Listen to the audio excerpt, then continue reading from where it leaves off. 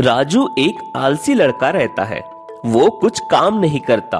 वो बस अपने माँ बाप के पैसे उड़ाते रहता है। उसके माता पिता उसे हमेशा समझाते कि बेटा कुछ काम कर ले या फिर कुछ काम सीख जा, जिसके वजह से तू कुछ पैसे कमाए और अपनी जिंदगी में आगे बढ़े।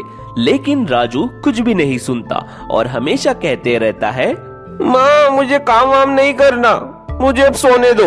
एक दिन उसके माता पिता उसको सबक सिखाने के लिए घर से चले जाते हैं। सुबह होने पर जब राजू आवाज देता है, माँ, ओ माँ, जरा मुझे कुछ खाना तो दो। पर बहुत देर हो जाती है, कोई बाहर नहीं आता और राजू को खाना भी कोई नहीं देता। फिर राजू और आवाज देता है, माँ मुझे बहुत भूख लगी है। ऐसे दोपहर हो जाती है पर उसकी माँ आती नहीं। आलसी राजू खुद उठकर देखता नहीं और बेड पर ही पड़ा रहता है। ऐसे रात हो जाती है। राजू को अब बहुत भूख लगती है। वो उठकर देखता है तो माँ पिताजी नहीं होते। राजू सोचता है, बाप रे, माँ पिताजी कहाँ चले गए? अब मुझे खाना कौन देगा? घर पर तो कुछ भी अनाज नहीं है। अच्छा, ऐसा करता हूँ, अभी पानी पीकर ही सो जाता हूँ। जब माँ कल आएगी ना तो मैं माँ को बहुत सारे पकवान बना के मंगाऊंगा और बहुत सारा खाना खाऊंगा। अगली सुबह राजू फिर से आवाज देता है पर माँ आती ही नहीं। ऐसा पूरा दिन गुजर जाता है पर रात में भी माँ आती नहीं। राजू को रहकर नहीं होता और वो खाना ढूंढने जाता है पर उसे घर में कुछ नहीं मिलता। राजू रात में बाहर निकलता है पर उसे कुछ नहीं मिलता और उसे चक्कर आने के कारण वो गिर जाता है। अगले दिन जब वो देखता है तो वो रास्ते के बाजू में पड़ा होता है। वहां वो एक भिखारी को देखता है जिसे लोग पैसे खाना दे रहे होते हैं। राजू सोचता है, अब मुझे भी भीख मांगना होगा। जब माँ बोल रही थी कि कुछ काम सीख जाओ तो मैंने ही नहीं सीखा और आज मुझे भीख मांगना पड़ रहा है। ऐसे राजू भिखारी के पास बैठ जाता है और भीख मांगने लगता है। उसे थोड़े पैसे मिलते हैं और वो खाना खा लेता है।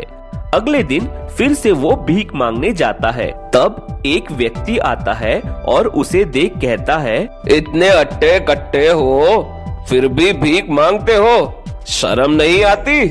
जाओ कुछ काम वाम करो। पर बाबूजी, काम ही तो नहीं आता मुझे। काम नहीं आता? कैसे इंसान हो तुम? जाओ कहीं डूब के मर जाओ फिर। ऐसी जिंदगी से अच्छा है कहीं मर जाना। राजू को बहुत बुरा लगता है और वो वहाँ से उठकर नदी के तरफ चले जाता है। वहाँ वो कूदने ही वाला होता है कि वो देखता है कि कैसे एक मछुआरा मछली पकड़ रहा होता है और राजू सोचता है, क्यों ना मैं भी मछली पकड़ूं। और वो उन्हें कहता है, साहब, ओ साहब, क्या मैं आपके कुछ काम आ सकता हूँ? मच्छी पकड़ने आती है तुमको? राजू सोचता है, अगर मैंने ना बोला तो ये मुझे काम नहीं देंगे, तो राजू हाँ कह देता है। अच्छा ठीक है, जरा पहले तो थोड़ी मछली बाहर निकाल के जा बाजार में बेच के आ। राजू कई महीनों तक ये करता रहता है। उसके पास अब पैसे आना शुरू हो जाते हैं। राजू अब मछली पकड़ना और बेचना दोनों सीख जाता है।